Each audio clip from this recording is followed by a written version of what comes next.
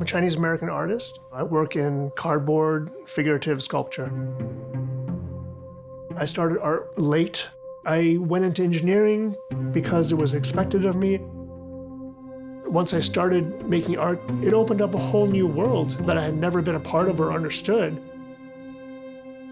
The most important thing about my whole art practice is just the opportunity it gives me to connect with the community around me.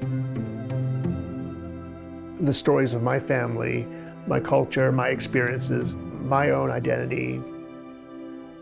Along with that comes this sense of just like belonging.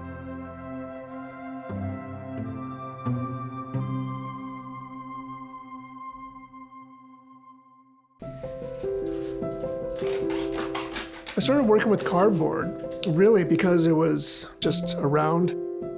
The first stuff that I ever made was for my two boys.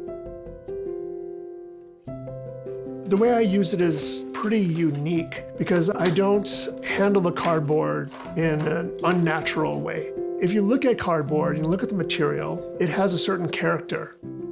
It's two pieces of paper with corrugations in between. There's a front side and a back side, and there's differences between the two.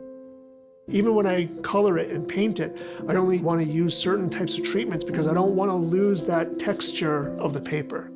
And I approach working with cardboard very similar to woodworking. The best woodworkers, they know the character of the wood. They're very attentive to the grain and the shape and the natural properties of the wood. I never bend the cardboard against the grain, so the shapes that I have are very limited.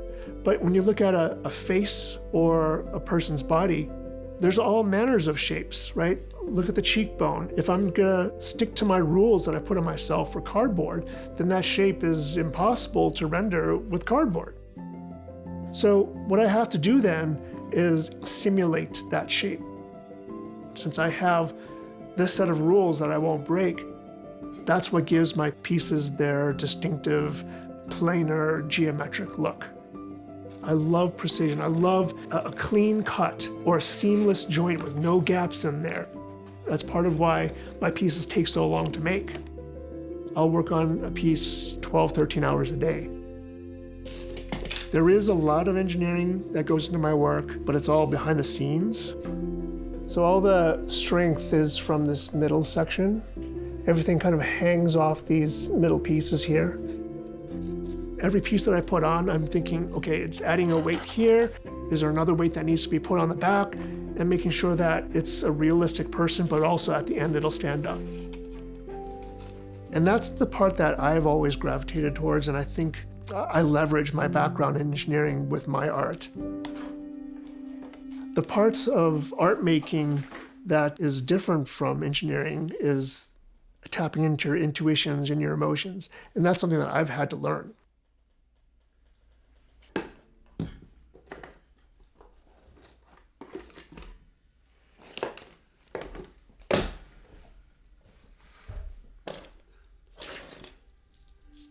I've been starting to develop ideas for another series of works that speak specifically to the Asian American immigrant experience in the Midwest. I always was very conscious of how I didn't fit in. All through the years of growing up, living with my grandparents, I never had a single discussion about, oh, what was it like in China? Or, what did you go through? I wanted to close my eyes to that. My relationship with my dad was not like a really familiar, casual one. His plan before the time I was born was to have me follow in his footsteps and take over the family business and go into engineering. If he saw you not being productive, then he always had ways of filling that time. So at some point I was actually hiding in closets to read my books.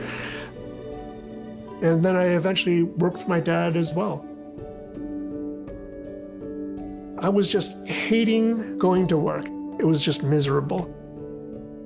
After I quit the family firm, I didn't think that I would ever go back. I hoped I would never go back. For me to actually discuss it with him meant that I had hit rock bottom. It was the dream that he had for us, And he had done all this work to set that up to make sure that we were going to be okay. And now here I was saying, no, I don't want it. That caused a lot of stress for many years. At one point, again to my older son, he said, Dad, why don't you try making something for yourself? I identified these themes that I wanted to pursue with my artwork, exploring my roots, telling the family stories, and learning about this kind of stuff.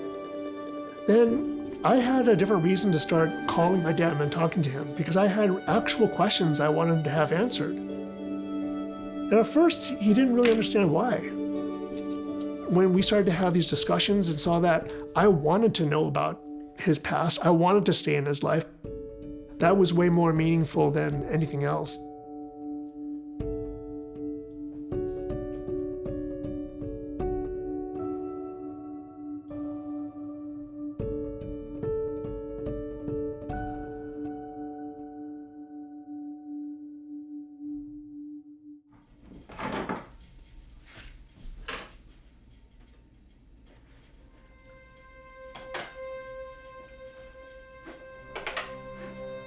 When I eventually started to do these things, it struck such a strong chord because I was already feeling a lack of connection with my family.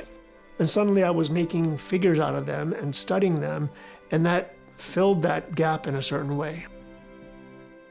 You're thinking about their gestures, you're thinking about their movement, their subtle expressions. What makes that person them? At the end of it, I feel like I know them. I'm very aware that it's not the same as actually knowing these people or spending time with these people, but I don't have access to that anymore. Being hard on myself is just part of my DNA. I've always been self-critical, the last to appreciate my own stuff. Why that is, you probably have to get a psychiatrist or something to really figure that out.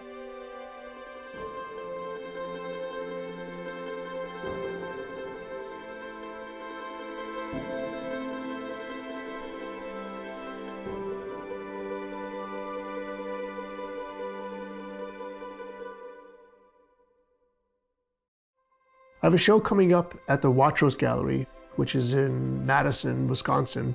And I'm going to have a collection of figurative pieces as well as relief wall-hanging ones. But they're all oriented around this idea of how my family made it from China to the suburbs of Wisconsin.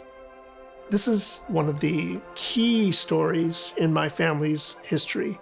In this piece, I'm portraying my grandmother at the moment that she's making the decision and starting on that journey to leave her hometown, and I'm trying to capture her internal emotion at the time, knowing that this could be the last time that she sees her family, having the resolve to take that first step, not knowing where that journey is going to end up.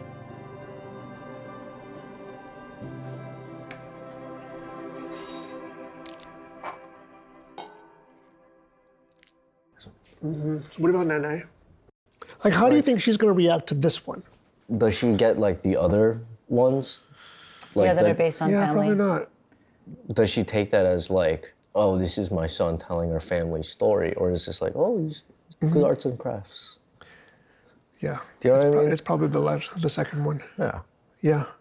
There's no questions like, oh, why are you doing that? Yeah. Or what does it mean? There's like, that's not a discussion she would ever have. This is kind of blunt to say, but like, would you ever expect Nene to like express her feelings? I don't know. I've learned to not expect certain things from Nene. And that sounds bad, but it's not. That's that's not what I mean. Yeah, it's not going to be a bad thing. It's just like some people are. That's just not where their head's at. Right. Right. Because they grew up hardened in the U.S. in a foreign country. Yeah. And like they're not gonna like showing that kind of emotion isn't gonna win them any points. No. She doesn't even really understand why anyone would be interested in it. You know what I mean? Yeah. I don't have any expectations about like her going, yay! Yeah, but you have bravo." hopes. You have hopes, though. I don't know if I do. I would be shocked if that ever happened. I'd probably have her checked out if that ever happened.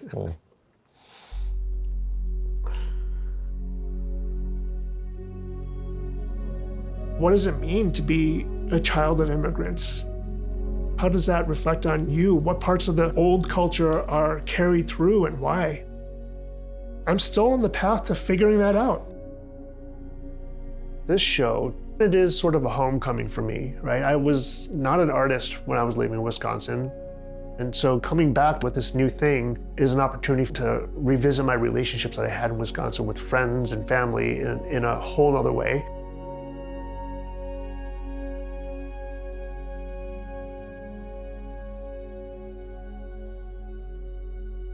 The one I'm looking for is the one with the sword. Okay. It's She said over there's on here. that side? Why don't you tilt it and I'll pull it out. Okay, yeah, that's probably better. So this is also based on the same grandmother, Right. right? Based on that story where she's like this tiny woman who wants to go fight the Japanese. So I was thinking this would be a good companion piece to that latest one. Yeah. I don't want to just leave people with the impression it's like this Chinese peasant woman with like a little baby too. There's like the warrior spirit. There's a The fierce warrior. a fierceness to her, yeah. Yeah, right? So I think this would be a good companion thing. Plus I like this piece.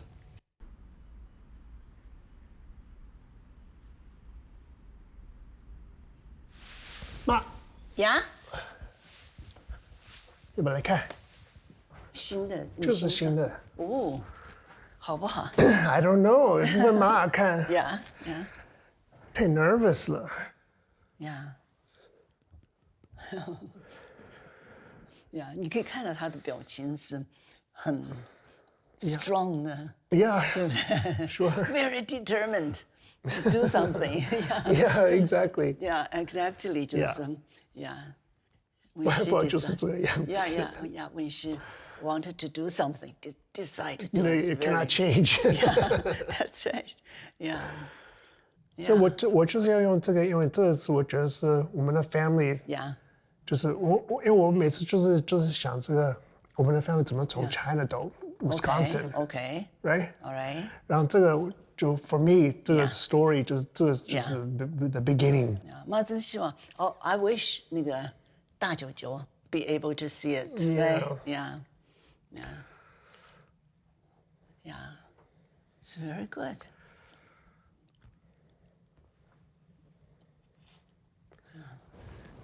Yeah, Yeah. Good.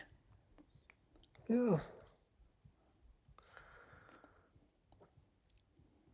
Yeah. Okay. OK，要不给 Rochelle 跟 Dubois 看 Oh, sure, sure. I've already seen it, man. again. So what? You take a look. Okay, yes.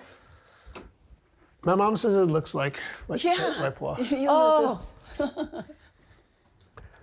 Phew. that's awesome. What do you think? Then. Pretty good. Yeah. It's hard to tell when a piece is actually done. In my background with engineering, the things that you analyze are very tangible, they're very measurable. With art, it's something completely different. There's no set answer to it. With art, the goal is not clear. Sometimes you don't really know what you're going after when you set out doing it, and you only discover it along the way. Embracing that, accepting the unknowns, has been a new world for me.